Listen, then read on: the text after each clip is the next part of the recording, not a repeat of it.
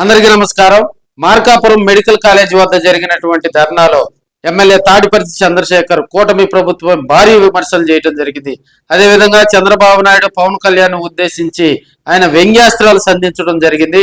అదేవిధంగా ఇప్పుడున్న పరిస్థితుల్లో గతంలో మరి వెనుకబడిన ప్రాంతానికి వరప్రసాద అయినటువంటి మార్కాపురం మెడికల్ కాలేజీని పేదలకు నాణ్యమైన విద్య వైద్యం అందకుండా ఇప్పుడున్నటువంటి కొంతమంది వారి స్వలాభం కోసం కోట్లు విలువ చేసేటువంటి ప్రజాధనం కొల్లగొట్టేందుకు పీపీపీ విధానంలో మరి ఆ భూములు కట్టబెట్టేందుకు, అదేవిధంగా అక్కడ ఉన్నటువంటి మెడికల్ కాలేజీ భూములు కాజేసేందుకే మరి కూటమి ప్రభుత్వం పీపీపీ విధానంలో ప్రైవేటు వ్యక్తులకు కట్టబెట్టేందుకు దుశ్చర్యలు చేస్తుందని తాడిపర్తి చంద్రశేఖర్ ఆరోపించడం జరిగింది.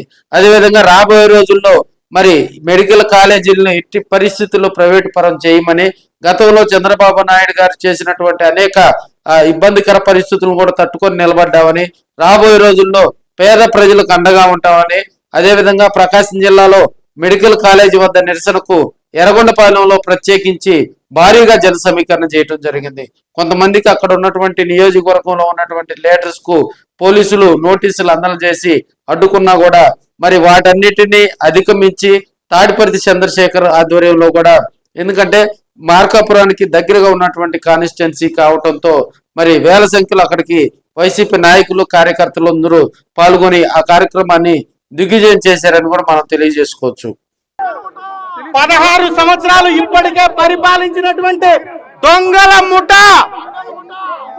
కబ్జాదారుల ముఠ ఒక్కసారి చూడండి. మీ బతుకులకు ఎప్పుడన్నా ఒక మంచి పని చేసినటువంటి చరిత్ర ఉందా? ఒక్క పేదవాడికి సహాయం చేసినటువంటి చరిత్ర ఉందా?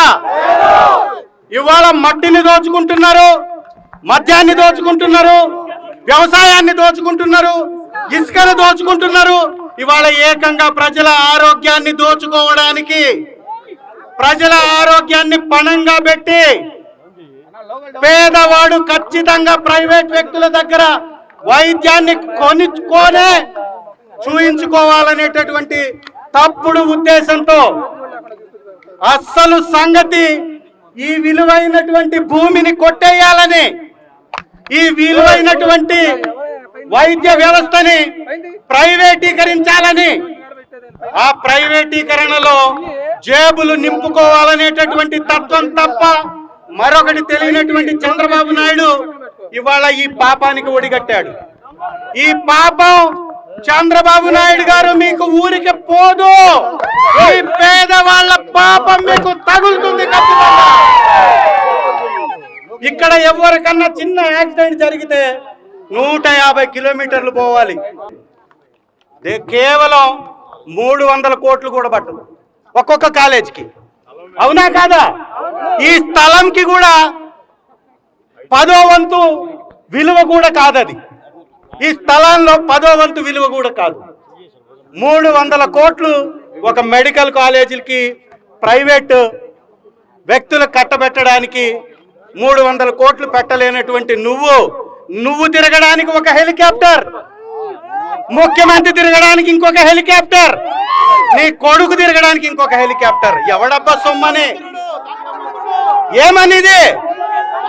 ఇది ఖచ్చితంగా దోపిడీ చేయడానికే. 300 కోట్లతోటి కంప్లీట్ అయితే పేదవాడికి ఆరోగ్యం బాగుపడుతుంది. జగనన్న ప్రభుత్వంలో ఉచితంగా వైద్యాన్ని ఇచ్చాడు, ఉచితంగా మందులు కూడా ఇచ్చాడు. ఆరోగ్య ఆసరా 5,000 రూపాయలు పేషెంట్ దీర్ఘకాలికంగా ట్రీట్మెంట్ చేయించుకొని ఇంటిలో పని చేసుకోలేనటువంటి బిడ్డలకి ఆ కుటుంబాలను ఆదుకోవాలని ఇవాళ ఆరోగ్యశ్రీని తీసేశాడు. ఎందుకు ఈ కార్యక్రమాలు చేపడుతున్నాడు? దోపిడీకి తెరలేపడానికి, దోపిడీ చేయడానికి. ఇవాళ ఇందాక పెద్దలు మాట్లాడుతూ అమరావతిని కడుతున్నాడన్న, నిజంగా కట్టాడా? ఇతని బతుకు ఎప్పుడన్నా కట్టిన చరిత్ర ఉందా? హైదరాబాద్ని నిర్మించి ప్రపంచ పట్టంలో ఇరికించానన్నటువంటి చంద్రబాబు నాయుడు పరిపాలించింది ఎంత హైదరాబాద్లో? 9 సంవత్సరాలు.